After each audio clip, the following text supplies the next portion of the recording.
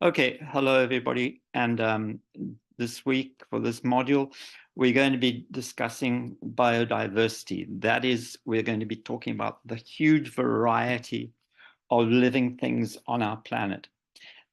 These wonderful living things, with all of their marvelous structure, with all their wonderful life cycles, all of their wonderful interactions, constitute what we refer to as the biosphere, the global ecosystem, which represents a linkage of many, many, many different kinds of ecosystems, as we've seen.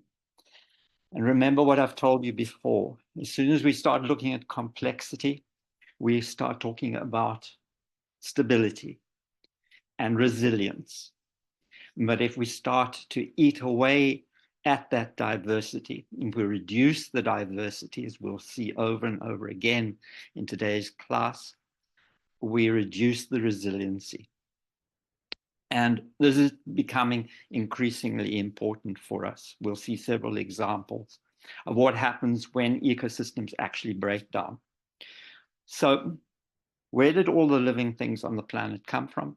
They all arose through evolution over a period of close to 4 billion years. About 3.6 billion, 3.7 billion years ago, the first cells, true cells, arose. And those were much like our current day bacteria. And everything else, everything that we see around us, all the living things we see around us today have evolved from that. We must realize that what has happened is the Earth has gone through continual change for all of that time. And it is that change, slow change, which has driven the evolutionary processes that produce all the wonderful biodiversity that we see about us. So that is something that we're going to be keeping in the backs of our minds all the way through today's class. So it really is worthwhile just taking a minute to think about the importance of other living things to us. Why? Because we are part of nature. We evolved just as other living things did. We evolved in nature. We evolved in an ecosystem. In fact, our origins lie in a savanna-like ecosystem of our species. And we evolved surrounded by nature, by biodiversity, which we depended on absolutely. For much of our history, we were utterly dependent on nature as it existed. We didn't do much to change or alter nature until we became agricultural, until we settled down and started farming, establishing towns, etc. And we began to substantially alter nature to suit our purposes. But we are children of nature, and somewhere deep inside us, that is lodged as a part of our consciousness, and we ignore it at our peril. And all the way through today's class, please keep in mind that what we're trying to do nowadays is find our way back, find a way in which we can actually fit in again, instead of simply imposing ourselves on nature and changing. We want to find a way to be reintegrated so that we do as little damage as possible and hopefully undo some of the damage that we have done, for very important reasons, as we'll hear. So I just want to take a minute I've just grabbed pictures at random off my photo feed to show you just how wonderful the living things are. And these are just 7 of a gazillion living things. This is marine, it's a jellyfish. This is a wonderful Costa Rican bird. This is a mollusk, a marine mollusk. It's called a nudibranch. Nudibranchs, by the way, are one of my favorite things. And this is this one called Ardiodorus. Here is my husband and I visiting with a cheetah.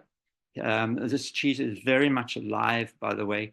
He was determined to climb on our laps and go to sleep. I actually had to hold his head up because he insisted on flopping over. We're going to hear quite a bit about cheetahs in a little while. They are very illustrative of some principles of biodiversity.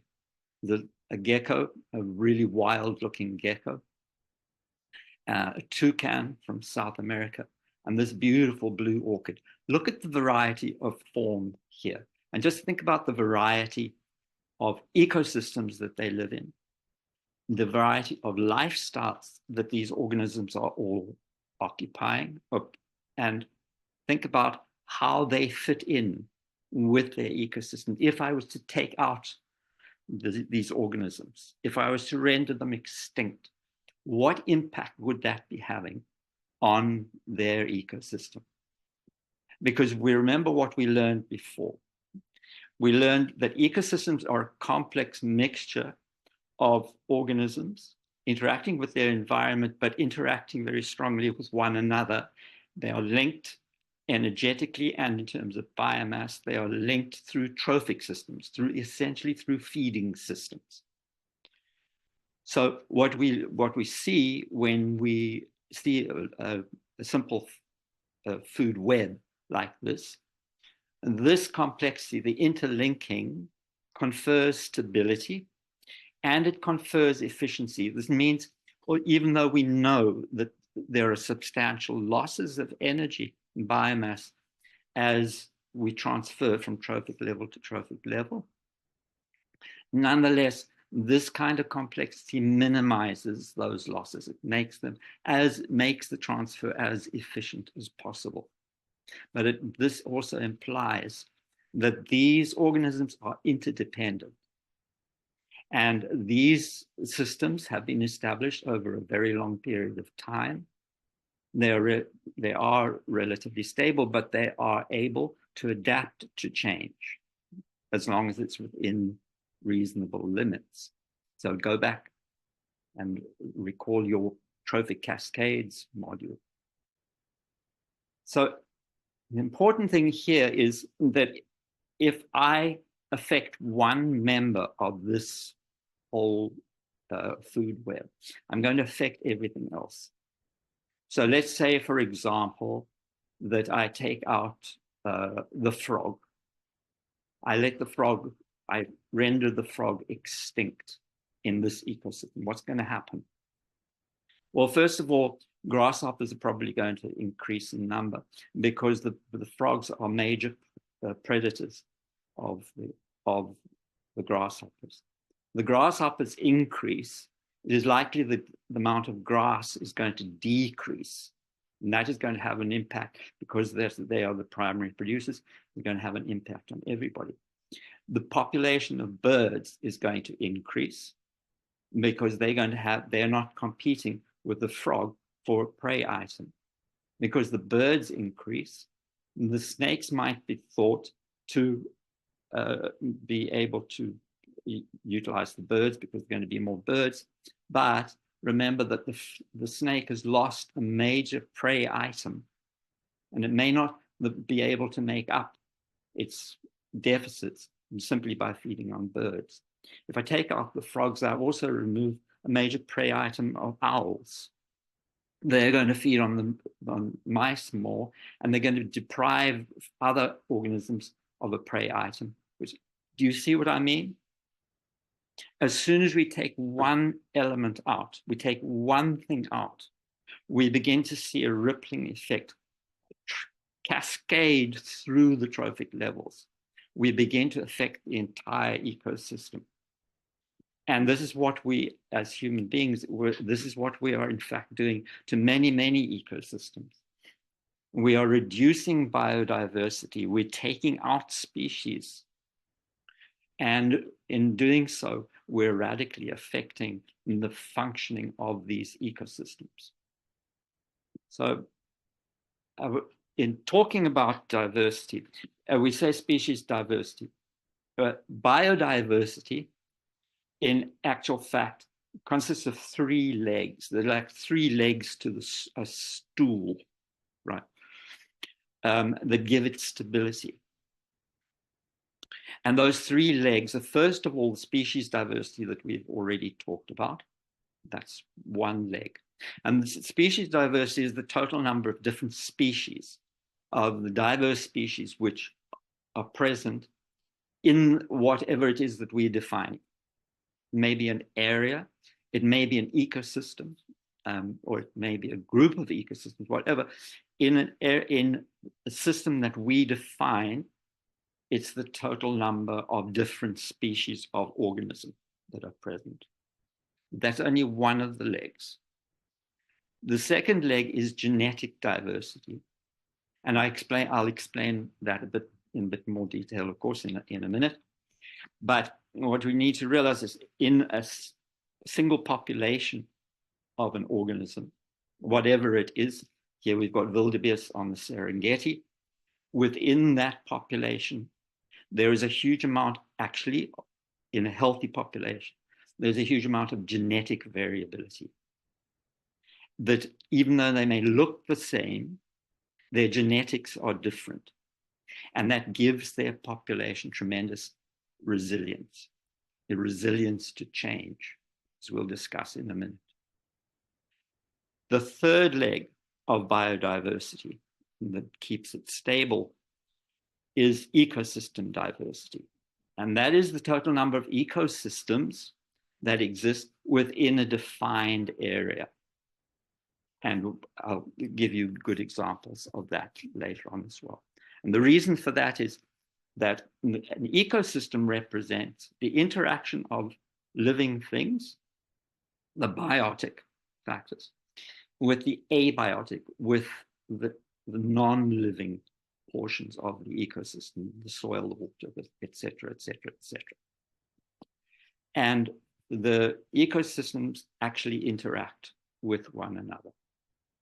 And that in turn gives stability, gives more stability. It's an added layer of stability.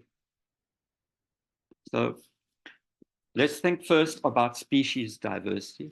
And species diversity is, we can conceive of species diversity, but then there is actually the species diversity that we have to deal with, because that's all what we managed to establish. I'll explain that a bit more in a minute. So for a given area or given system, we want to know how many different species exist. We need to remember that we conceptualize of all living things. That is from microscopic, the bacteria, protozoa, etc., up through the higher orders of organisms, the fungi, plants, and then the animals including the mammals, birds, invertebrates, etc., etc., etc. And the reason I put a caveat on that is because we can only deal with what we know. We can only deal with the species that we have identified. And there are many, many, many that we do not know and probably will never know. So we need to be a little bit humble in our discussions, because we need to realize that the species we know are only very often just the tip of an iceberg. Underneath, there are many, many that we simply do not know. So how many species are there, in fact? This is a subject of a huge amount of discussion.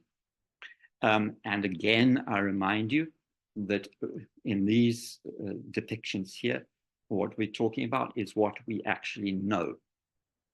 And that introduces a bias to our discussion. Now have a look here. We know of about 1.8 million different species currently living on the planet in the biosphere. So when we look at the classification of those, what you see is, look, here's a huge number of animals. Well, does that mean to say that there are more animals than anything else? No, it doesn't. It simply means that we know the animals better than other things. In fact, for example, I've mentioned this before, look here, and they say here the number of species of bacteria, little thin sliver here.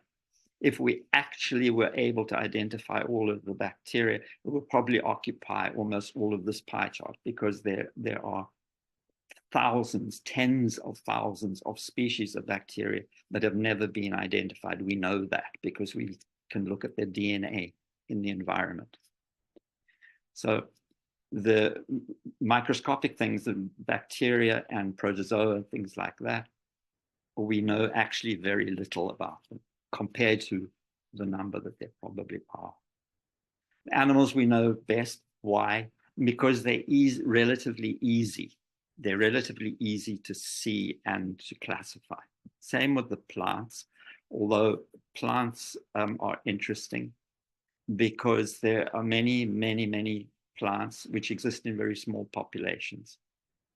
So the diversity may be high, but we may actually not know that they are there. And more and more and more plants are actually being discovered all the time.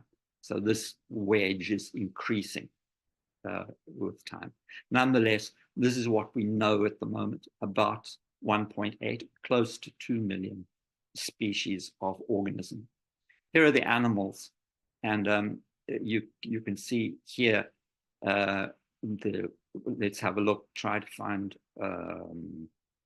the vertebrates, just little tiny thin wedge here of fish, amphibians, reptiles, birds, mammals.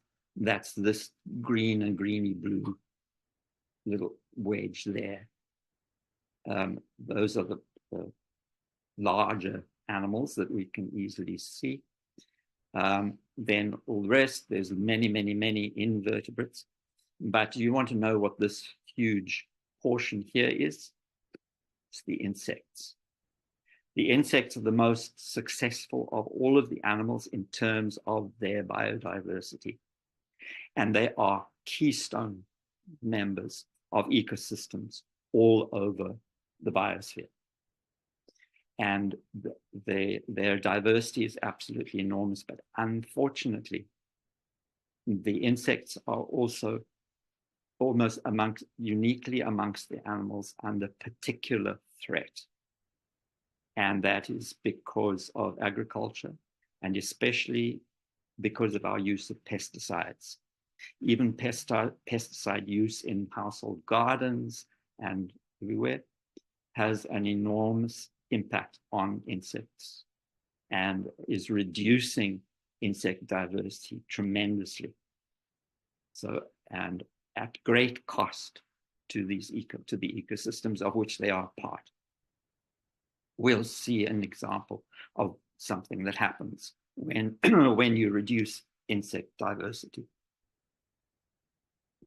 So when we look at the distribution of diversity around the biosphere, this is very interesting because, in fact, 90% of the diversity, 90% of the species exist around the equator and within the tropics. 90%. And then so this is all high diversity area. As we move to the higher latitudes, up and down, so the diversity actually will drop. And that is for reasons which you have already discussed. When we talked about biomes, we saw that these higher latitude biomes are much more harsh environments. They have relatively low precipitation, extremely low in the very high latitudes. They have low light intensity, and they have much longer seasons of winter. All of these things contribute to the fact that these are areas of lower diversity, even though they may have extensive and very interesting biomes. The higher biodiversity is limited to equatorial and to tropical regions. So have a look here and you will see exactly why. I'm not going to go through this in detail. I just want to point out that Latin America, the whole of Latin America, is an area of very, very high diversity, but it's also a very large area. And this is similarly for Africa. You can see here the high biodiversity, again, equatorial and tropical. But I'll also point out that there are a couple of interesting things to note. First of all, there's area here. This is Madagascar here. And if you remember when we talked about structural changes of the planet, you remember India used to be down here, and then it went screaming off with plate tectonics. It was driven all the way up here to slam into Asia here. And this here is Madagascar. It was once part of Africa there. And it split off in the same kind of movement, but never moved very far away. But far enough off, it has a very unique and very distinct biodiversity.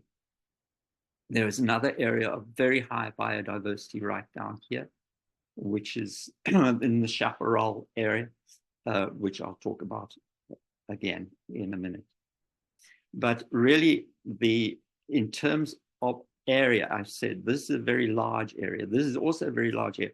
A much smaller area is this area here, Indonesia and the Far East, here around the equator and into the tropics.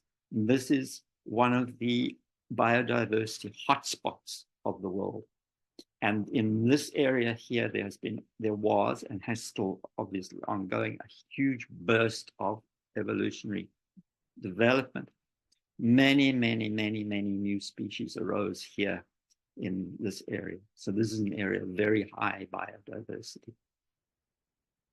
Or I want to point out as well that all of these areas are also areas which are under tremendous impact from human beings. In particular, the forests of these areas, which are the centers for terrestrial systems, the centers of their great biodiversity. Those forests are all under tremendous threat because they provide resources to human beings. So, for example, they're here in Indonesia, for example, forests are being cut down. The wood is being sold. The wood is mostly being sold in the United States and Europe. And those forests are being replaced with palm oil monocultures with very, very, very, very low biodiversity. Similarly, throughout Africa, forests are being cleared both for agriculture and for export of wood. Same, in South America, that the Amazon is under tremendous threat from clearing both for agriculture and for wood sale. So these resource exploitation of these areas is very, very high. And as a result, while they are our great centers of biodiversity, they're also the areas which are under tremendous threat. So that's the one leg, biodiversity. Our second leg is genetic diversity, and this needs some more explanation. So here by the way, these three chaps are all members of the same family. They are all siblings, they're brothers and sisters, I can't quite see. But they are from the same litter. So why are they different colors? Well, they are different colors because the color of the coat is determined by two sets of genes. Now, for our whole character and everything is determined by our genes. Every gene has a matching gene. You get one copy from your father, one copy from your mother. They determine the same thing, right? They determine maybe your hair color, but the two genes can be different. One may be for blonde hair, one may be for black hair. In this case, for the coat color of these Labradors, there are actually 4 genes involved, and there are effectively 3 different ways that those genes can look. And the combination of those genes produces these particular combinations which result in these particular colors. So what we can say is these are all siblings. They're obviously all Labradors. They're obviously all dogs. They are obviously very, very similar to one another because they share parents, but they are different to one another.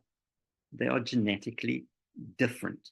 There is genetic diversity even in this little family grouping. And that genetic diversity is a reflection of genetic diversity of the whole population. So before we go any further, I want to take our beautiful dogs and I want to pretend that they are part of a natural system. And as a natural system, they have predator. They have predator that is continually hunting them. So let's take our dogs and we're going to take them and put them into a very dark forest where there's a boreal forest, let's say, where there is not much light. It's dark there and the predator is hunting them. Which dog is going to be hunted first? It's obviously going to be this one. It's going to be the light dog because he's going to stand out against the darkness. This one, he's going to stand a better chance. He's slightly darker, but the one who's going to do best is this one here. Let's say that this is a bitch. Okay, she's going to breed, and other dogs are running around, and the ones that are going to survive are going to be dark, and they're going to mate with her. And the likelihood is that they are going to produce more dark puppies than light puppies. And soon that entire dog population is going to start to change. It's going to become darker and darker and darker. It's going to become more and more suitably adapted to the environment. Now let's take our litter, and now we're going to move them out. We're going to move them further up. We're going to move them into areas where for much of the year there is snow on the ground, and we've still got predator hunting them, maybe a polar bear or whatever that's hunting them. Now who goes? Obviously, it's the dark ones. They're going to stand out against the snow. It's the light one that's going to survive. And the opposite process would happen. These are purely hypothetical, of course.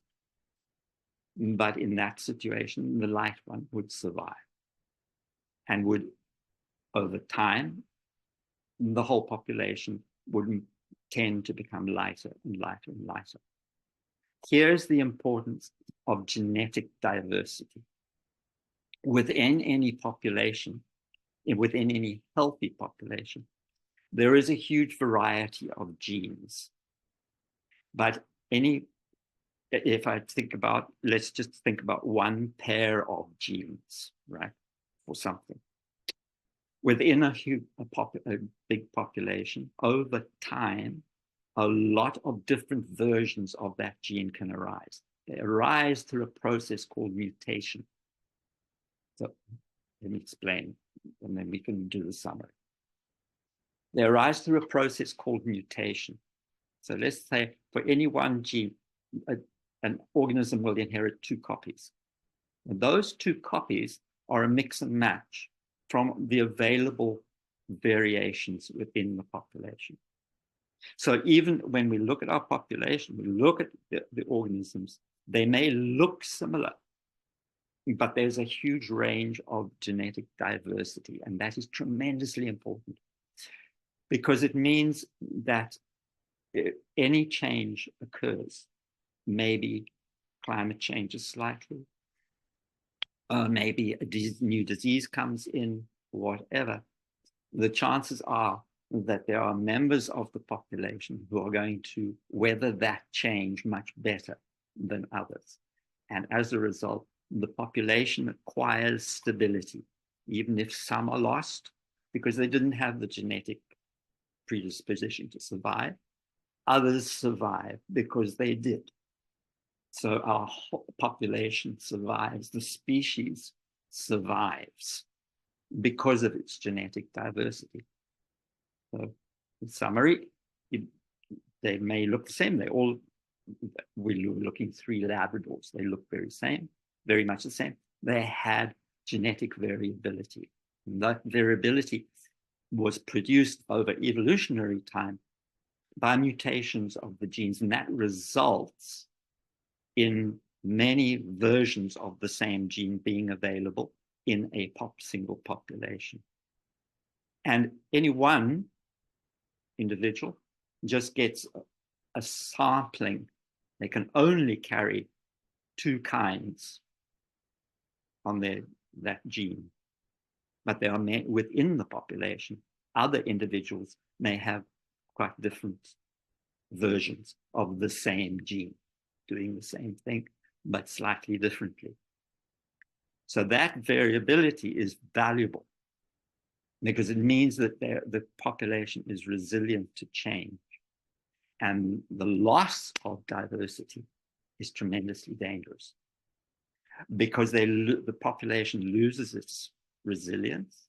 And not only that, once you begin interbreeding, bad genes, deleterious genes come to the fore. They begin to get expressed. And the population begins to suffer from all sorts of things, from low breeding success, number one. They begin to suffer from susceptibility to disease. They begin to lose resilience to things like bad weather, etc., etc. So the population suffers once that genetic diversity is lost. So here's a concrete example for you from the United States. And this is the story of the Florida panther. And the panther the Florida panther. There are various panther populations which differ from one another slightly in the United States. But the Florida panther was quite distinct. And this was its historical range all the way over to Texas and down through Florida.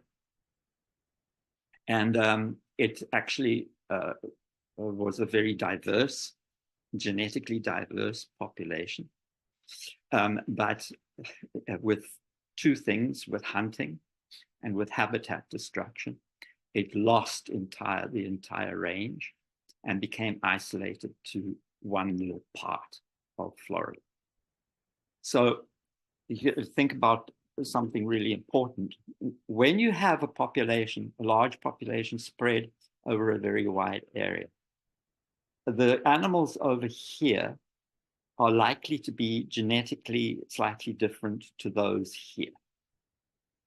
With distance, the genetic differences tend to become enhanced simply because animals here are not mating with animals over here. Change here tends to be restricted to this area. It spreads. There's potential for spread, but any change that arose here tends to stay in this kind of area. Same here. So over a large area, we begin to accumulate differences in the genetic difference in the population over its whole range. So what we end up with is that we look over the whole range of the population. We see that there's an enormous genetic diversity arises, and that's a healthy population. This is a population which can move freely over a very wide area. It can mix and match its genes over a wide area, even though they obviously tend to be restricted by how far they can move, etc., etc. But nonetheless, there's potential for over time for genetic exchange between them and the spreading of new genes, etc., etc., etc. Now we come along, and in a very short time, this is the range in 1900s. In a very short time, within 80 years, we reduce the whole population. We wipe it out all over its range, reduce it to a very small portion. And what do? What we've done is we've cleaned out the genes. We've reduced the genetic diversity. Look here, here's our genetically diverse population. Now we take out everything except the purple and this green, okay? Everything else, blue, orange, red, yellow, green, these all get taken out. All of the genetic diversity is lost. And instead we end up with a very small population forced into a very small area with a very small number of versions of the gene. and they begin to exchange those same small genes with one another until the population becomes more or less homogeneous. They become very, very similar to one another. And that does two things. First of all, any deleterious genes now begin to become expressed. And this manifests itself in the Florida panther in various ways. And that is that they start to develop health problems, especially heart, things like that. Second of all, they all have a characteristic little mutation. It's a kink in the tail, and the tail is carried differently to the normal. Now, that's not necessarily something of huge health import, but it's a sign, it's a manifestation that that inbreeding is taking place in this population. So those are the obvious things that we can see, health and morphological change. What we can't see is the resilience of the population. What is going to happen if there is change in this area? What if the climate changes slowly enough and that doesn't wipe everything out? What if, what if a disease comes in? If a disease came into this big population spread over a very wide area, the probability is that there'd be enough genetic variability that some would survive and the whole population eventually would recover and survive. When there's a very small population like this, disease comes in, the probability is that the whole population can easily be wiped out if they're susceptible to it. And that has happened with other species, as I'll mention in a minute. So here's another story of a similar nature over a somewhat longer period of time. And this is the story of the cheetah. And the cheetah used to be a very, very successful animal. It's a large cat. It hunts. It's a very fierce top predator. And on this map here, you can see the light yellow is its historical range. Very, very wide ranging through almost all of Africa, except the tropical rainforest. Almost all of Africa, even the desert, and all the way over into Asia, all the way through to India, and all around the Mediterranean coast of Africa. Very, very, very widely distributed. Now, in not historical times, but in prehistoric times, about 12,000 years ago, the whole population of cheetah were nearly extinguished, nearly became extinct. We don't exactly know why, but it's suspected, it is suspected that it was because of disease. That some virulent disease came in and took out much of the population, left only a very few cheetahs. And that very small, from that handful of animals, this whole huge, very widely dispersed population arose. But look, 12,000 years in evolutionary time is the blink of an eye. It is not enough time for much genetic diversity to develop. And in fact, over the historical range, most cheetahs were very, very similar to one another. Now comes modern man and wipes out most of the cheetah population. It has been reduced from this historical range to these dark yellow pockets here are the remaining populations of cheetahs. And so not only is the cheetah population genetically very similar to one another, they've now been reduced to very low numbers. And in modern times, there has been a catastrophic reduction. Over 100,000 were still alive in the wild in 1900. That has been reduced to about 7,000 now. So we're dealing with a population which is inherently has very low genetic variability. And now we've reduced the population drastically. So they only have very few genetic types to mate. And this is a potentially catastrophic situation. And it has definitely resulted in significant inbreeding in cheetah populations. There are efforts being made. I showed you the photograph of us with a cheetah. That was at one of the captive breeding programs. Unfortunately, cheetahs do not breed well in captivity. But what they are trying to do is they're trying to get cheetahs from the disparate little patches. They're trying to get them to breed together. So because if there is any variability at all, it is likely to be in these areas which are removed from one another. So if you mix and match them, you increase the chances of at least slightly increasing the genetic variability. There is tremendous concern about cheetahs. They are very susceptible to disease, and unfortunately that could spell the extinction of cheetahs in the wild, with only captive populations being left. Okay, so that's the second leg of our biodiversity stability. Genetic stability. We've got species diversity. Genetic diversity is hugely important.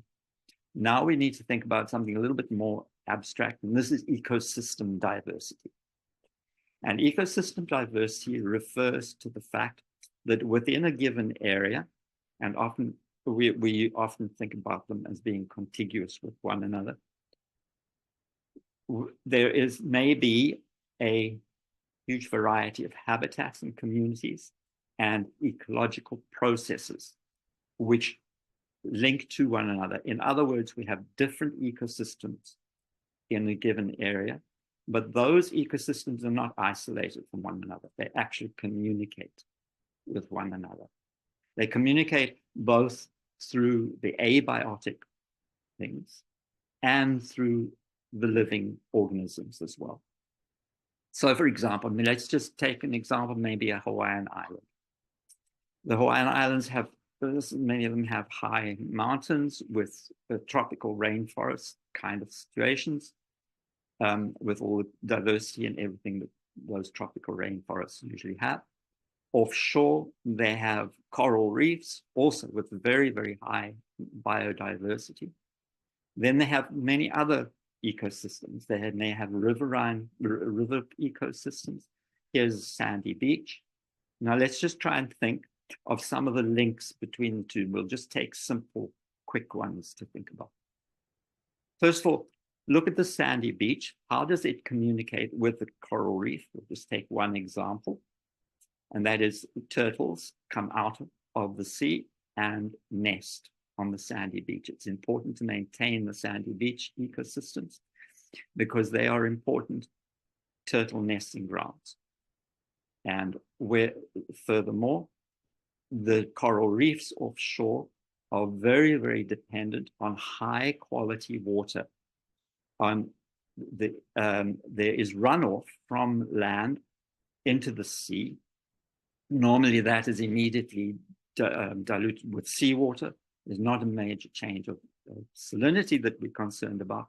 But what we are concerned about in these kind of runoff situations is the quality of the water, because if that water is laden with pollutants or with soil or with silt, that affects the health of the coral reef.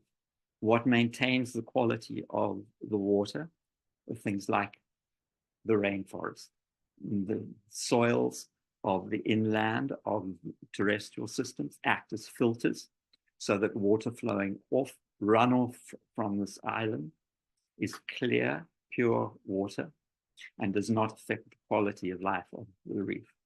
These systems are all linked together. And what we're looking at is ecosystem diversity, with these ecosystems now becoming dependent on one another, one degree or another, which itself confers stability. So here I'm going to show you an example. This is from my hometown, Cape Town. So this is a peninsula. Probably this is the city of Cape Town here. There is a peninsula, which is probably about 60 miles long from there to there. And this peninsula has high mountains which run down the middle here, and it has a warm bay here, and it has a cold offshore current here. It has high mountains, but it also has a sandy dune area here, very, very extensive sandy dune area here. So immediately you must realize what we're talking about is variability in topography, variability in climate, in microclimate, climate of particular areas, etc., etc. There are a huge number of different ecosystems present on the peninsula. I'll just show you a couple. This is the sandy dune area, botanically extremely rich and with a very high diversity of small mammals, rodents and things like that, as well as frogs, lizards, snakes, many other things.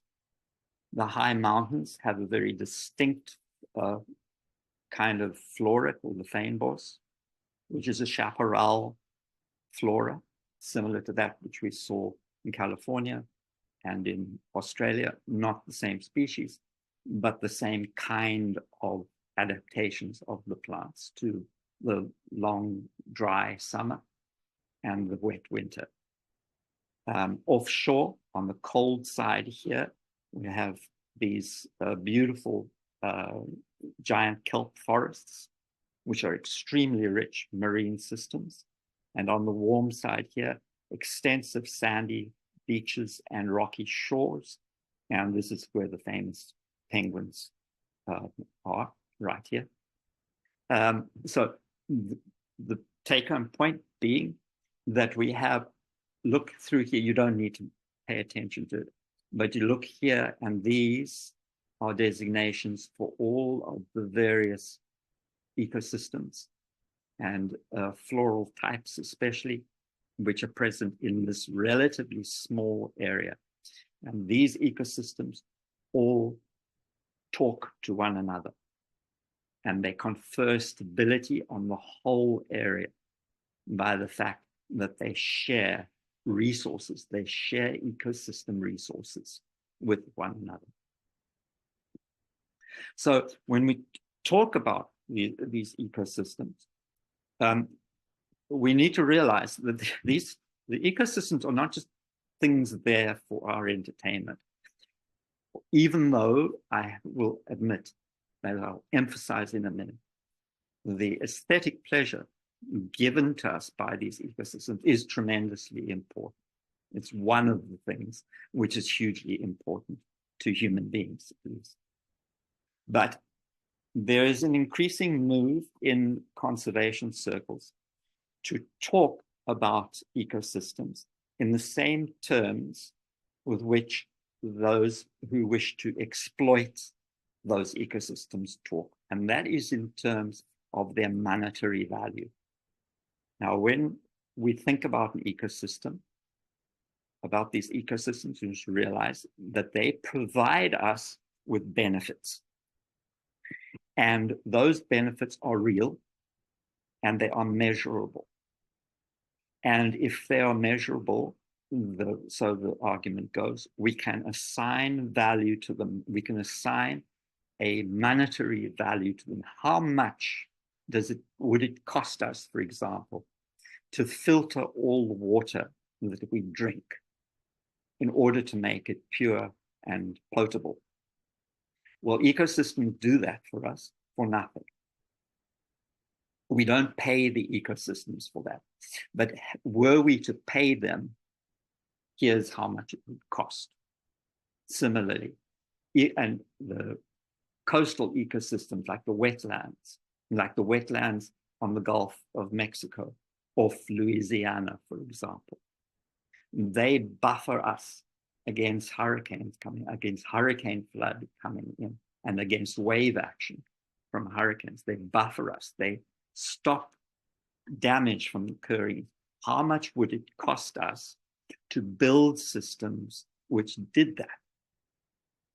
That is a monetary cost which we can compute. And that is what these arguments seek to do. What ecosystems provide us with are called ecosystem services. And we divide them into these different categories. Those which are of a supporting role. For example, ecosystems or functioning ecosystems are what provide us with our soil, with our healthy, rich soil for agriculture.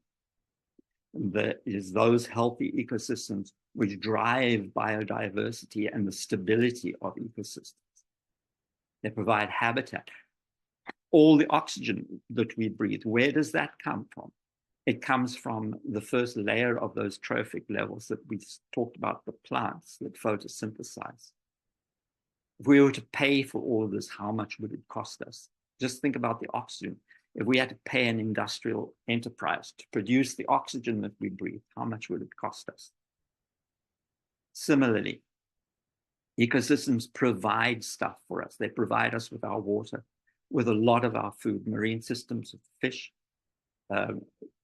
other systems with animal produce, with plant produce. They provide us with medicines. They provide us with raw materials, wood, for example. These are provisioning roles of ecosystems. They are regulators. Ecosystems are regulated. I've already mentioned flood control, but think about climate regulation. We talked about how plant material can act as a sink for carbon dioxide. You just think of the role of, just think about how much it's going to cost us if we are to pull enough carbon dioxide out of the atmosphere to stop global temperature rise. How much is that going to cost us? How much are we paying our ecosystems that do that naturally, et cetera, et cetera. But the most important, for me, the most important of all of the ecosystem services that are provided to us are those which are cultural. As I've told you, we arose in nature. We are actually a part of nature. Over millennia, we have separated ourselves from nature, and we have forced nature. We have tried to force nature to do what we want it to do. But we have damaged the biosphere in doing so. And it is tremendously important that we rediscover our place in nature. It can almost be regarded as a spiritual quest to place ourselves back in nature and to again feel that we are part of the great whole, and that we are part of the stable systems, not systems which are crumbling around us. It is really important, I would emphasize, that we actually get out into nature, and that you get out and without imposing yourself on systems, that you get out into nature and enjoy them, because this is actually the most important ecosystem service that we can enjoy. So here's an example of what happens when these systems begin to break down. And by the way, where you see this, there is a link actually to papers which will describe these systems to you. So this is happening, by the way, all over the world. It's this example in this paper is one derived from China, from Sichuan in China. And the loss of insect diversity. Now, I've told you before, the insect populations worldwide are collapsing. And here's an example of what happens when those insect populations collapse. They are unable to pollinate the orchards in Sichuan. And those trees must now be pollinated by hand. Now, just think of the costs of this for a minute. First of all, how much does it cost to pay people to do this pollination? Second of all, hand pollination like this is enormously inefficient. So you're going to suffer from major crop loss anyway. Why has this arisen? First of all, we have a tendency to think it's immediately of honeybees, that we lost the honeybees somehow. Actually, honeybees are not the most important pollinators. They're important pollinators because we cultivate honeybees and we can cart them around and use them to do pollination.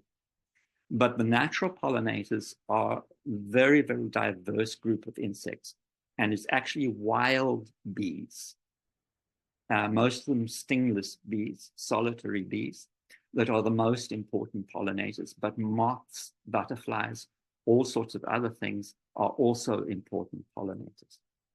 And all of those insect populations are being very badly affected, first by habitat loss, but most importantly by the fact that we are overusing pesticide. It is overused in agricultural systems. It is overused in domestic systems. It is persistent in the environment, and it ends up poisoning not only the pest insects, which eat the plants or whatever, but pesticides are indiscriminate, and they poison the useful insects as well. And here's an example of what happens when you lose those populations, when you reduce the biodiversity so much that the populations are no longer useful. So think of the cost involved in this, both in paying people to do it and then the inevitable loss of crop value as well. So here's another one. We talked before in global, we talked about global heating, we talked about the coral reefs and about how susceptible they are to global heating and everything else. For all sorts of reasons, the coral is damaged, the water is acidified by increased carbon dioxide dissolved in it. They are damaged by increased storms, etc., etc., etc. They are also damaged, very easily damaged by fishing in various ways. When they compute how much the coral reefs of the world are actually worth, turns out that they are worth about $9.9 trillion annually. Those are the ecosystem. That is the value of the ecosystem. Those are the resources that this ecosystem provides us. Is worth close to $10 trillion annually. And why? Why is that? Well, first of all, simple things like they are major nurseries for fisheries. Many, many, many fish depend absolutely on coral reefs for breeding. Even fish which then go out to sea and are caught as crops for human usage.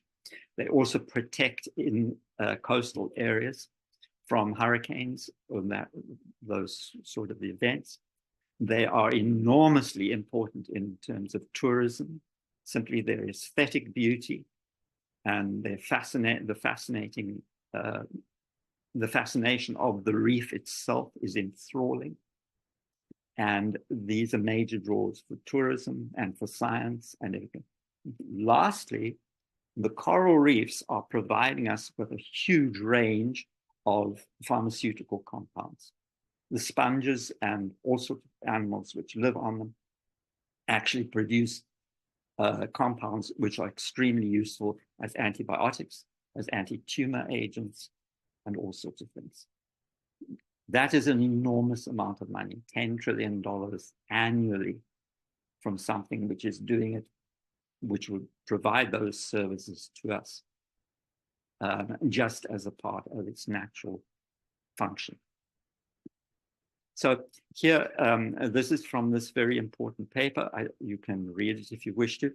Costanza et al. We were the first ones to really do this computation on a global fashion. And don't worry over much about the detail, but have a look and you'll see the red is, now this is how much these ecosystems could provide in US dollars per hectare, which is not a huge amount of land, a hectare, US dollars per hectare per year. And immediately you see right through here where our areas of highest biodiversity are, the ecosystem provisions are enormously high. So that is strongly associated with high biodiversity. There are other areas which are very interesting. Look here, for example, there's up in the highest latitudes. That is largely because the value of fisheries, but also because of the value of things like driving ocean currents and regulating temperature, global temperature. This up here, hugely, these are tundra areas, which are hugely valuable as long as they stay frozen, because they sequester methane. They sequester one of our most important greenhouse gases, and that is worth something, is worth a lot. So that is how these sort of things are worked out. Okay, so what happens when we lose biodiversity? Well, we've had one example. When we lose bee biodiversity, our crops fail because they're not pollinated. Worldwide, and this is a shocking statistic, but worldwide animal populations declined by 70% just in 50 years. And in last year in the US, 21 species were declared to be officially extinct in the United States. And that includes mammals, that includes birds, mussel, that may look rather strange, mussels. It's actually, the United States had a huge diversity of freshwater mussels in rivers, and many of those have been lost. Fish, birds are in particular threat, especially the insectivores, those which feed on insects. Why? Because the insect populations are collapsing. Why are the insect populations collapsing? Because of pesticide usage. And destruction of habitat is also enormously important. So just for your interest, here is one of the most beautiful birds, which now completely extinct, and this is the Hawaiian opo, which was a common woodland bird in Hawaii, but is now completely extinct.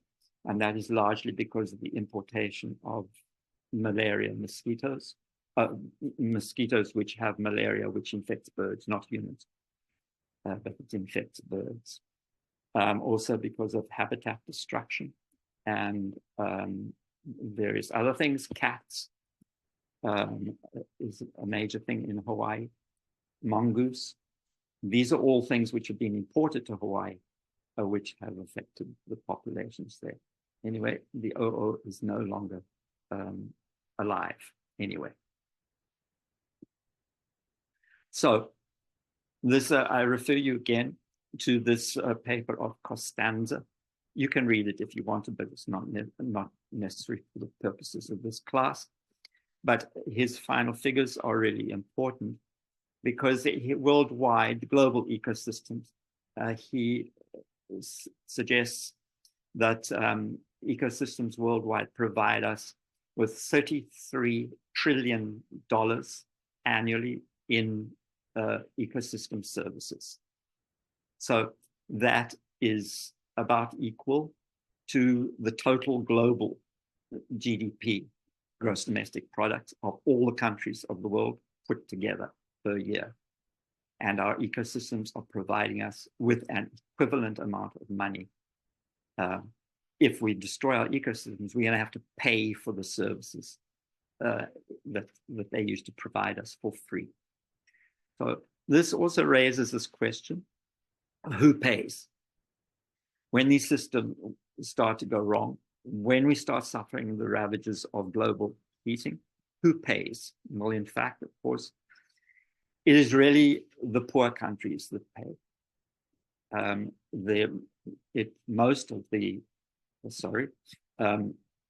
Most of the damage, for example, in global heating is done by developed countries. There's developed countries that strip the rainforests of their resources. It's developed countries that eat Nutella, that destroys the Indonesian rainforests to plant palm oil plantations, etc., etc., etc. And this raises questions about environmental justice. Who pays? In real terms, it's the poor countries that suffer. They pay in the suffering that results from the destruction of their ecosystems.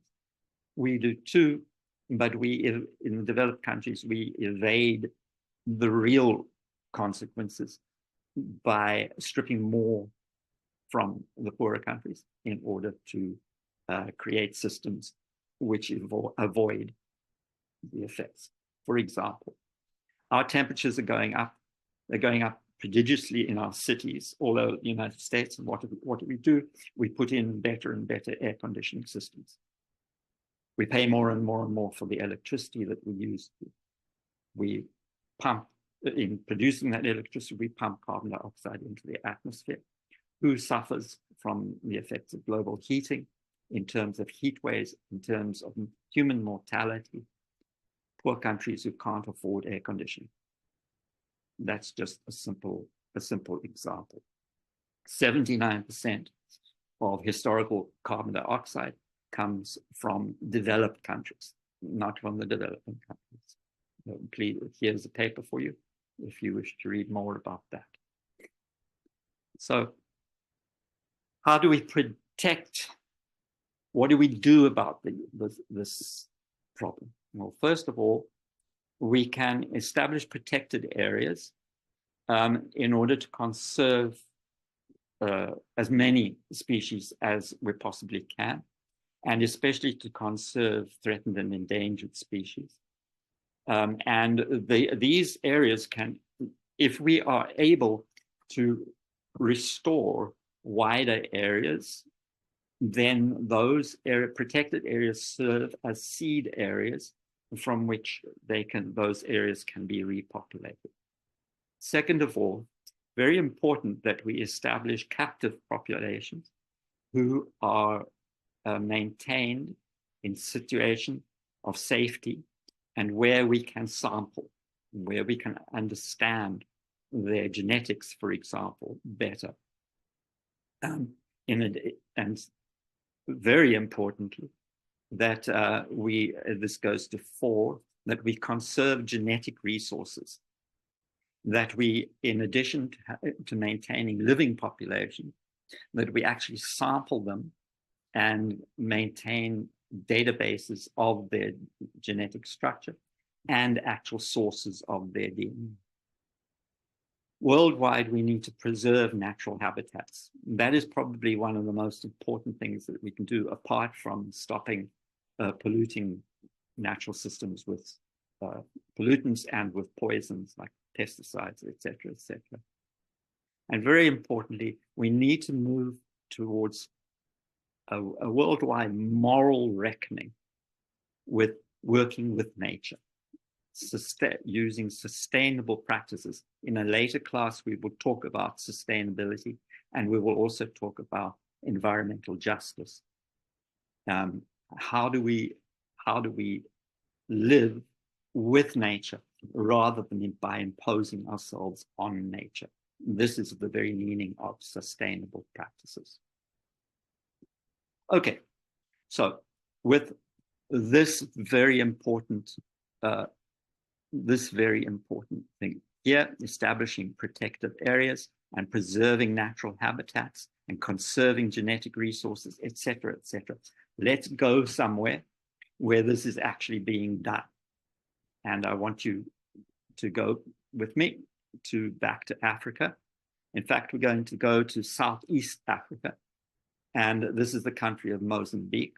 It goes all the way up to East Africa proper. It borders Tanzania, Zambia, and this is the eastern coast, the southeast coast of Africa here. This is Mozambique.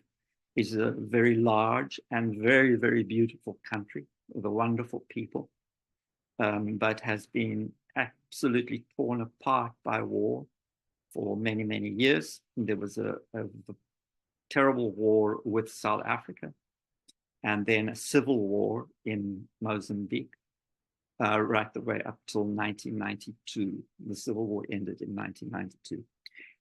During that time, there was a breakdown of law and order. There were established conservation areas, national parks, etc., with a very rich wildlife.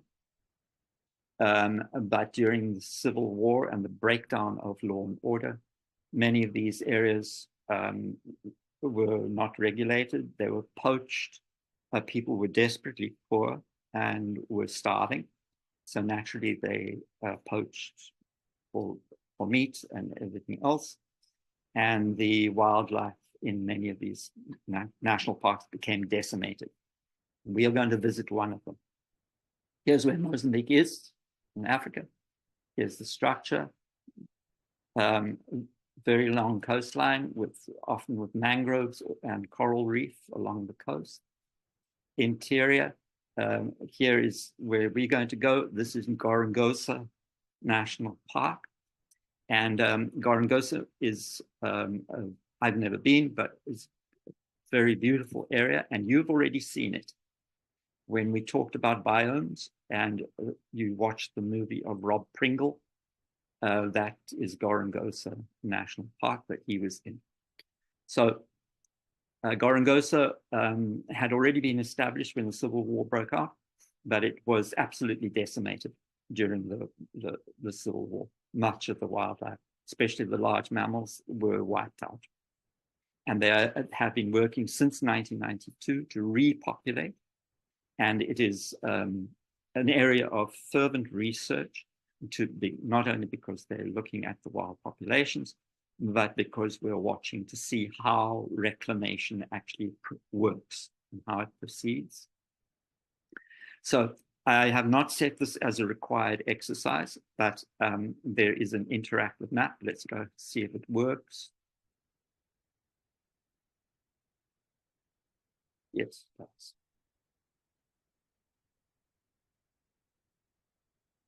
Maybe not.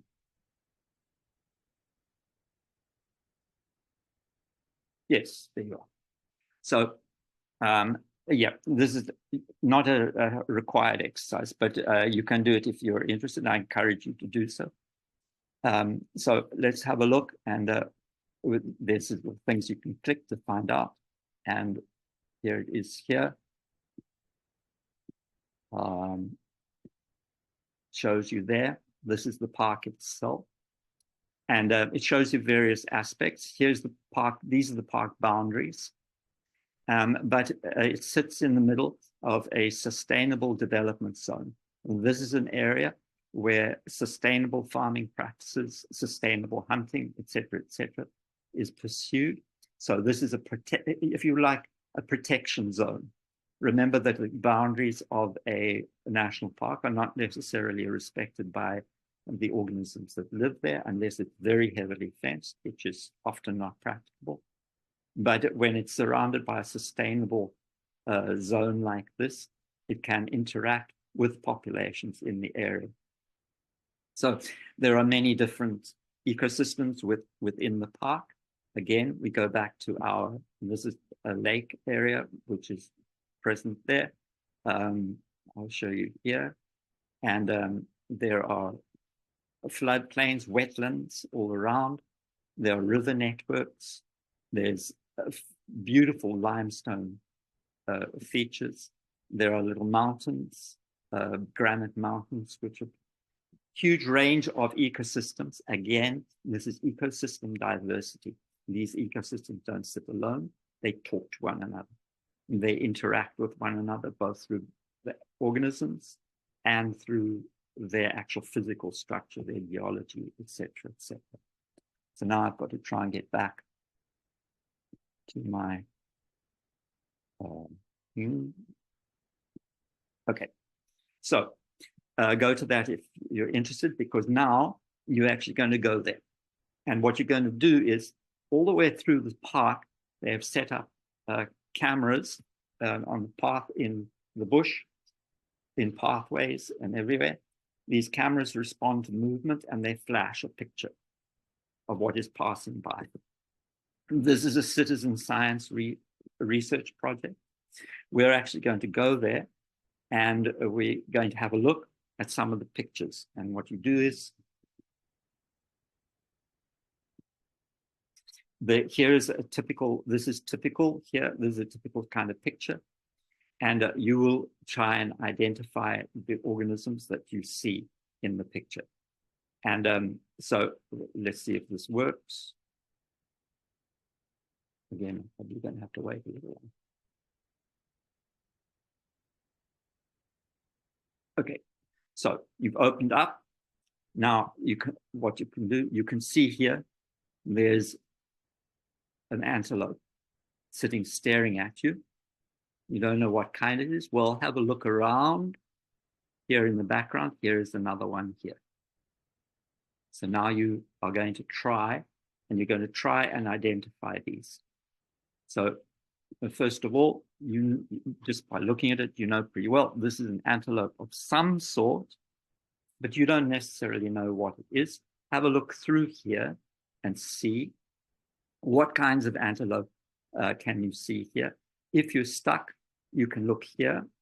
You can look for pattern. There's not really that much pattern visible. We can go for color. They're light brown. Doesn't help a huge amount. Do they have horns? Yes, they do. What kind of horns do they have? The horns are kind of like that. And now you're getting close, okay? Now we can begin to think. What are we actually looking at? Is this? Let's try first, bushbuck. Does that look similar to that? Very similar. This is probably bushbuck, okay? You don't have to worry. You don't have to worry about making a mistake. Many, many people are going to see this picture all over the world and going to make their best estimate of what this actually is. Once you've done this, now you can go down. We decide, let's just say, second argument, this is bushbuck. How many can you see? 2. It's almost certain that this is the same as that one. You wouldn't be likely to see 2 different kinds. What are they doing? They're busy resting. Are there any young present with them? Look very carefully. No. And there seems to be only how many? Oh, sorry. No. It asks you, how many can you see that have horns? The reason for asking this is because this allows, you've said that there are no young present. We can only see 1 with horns. We're going to say 1. That tells you that there's at least 1 male there. Now you hit identify. Now, don't give up yet. Make sure that there's no other kind of animal here. If there's another kind of, say there was a baboon here, you could also hit baboon and identify, and that would add the baboon to it. Once you've identified all the animals, you hit done, and now you move on to another picture. And here's the butt. That butt is enough for you to identify this is actually an impala. So, and so on and so on. You can do this as much as you like. It's really fun because you begin to see all sorts of different animals. Not only that, you begin to learn to identify them as well. But on your student worksheet, I'm only asking you to fill in for 5 different animals. But you can do this as much as you like. All of this data, that every time you click done, that is being sent to a database. And your input is going to be used. Okay. So with that, I think we are done. Yes. So, so for a lot of this, please do read the readings carefully. Please pay careful attention to especially to the Going Dose of Wild Can, and try to have some fun, as well as realizing that you're actually doing a very useful contribution to science. Okay, and I will see you again next week.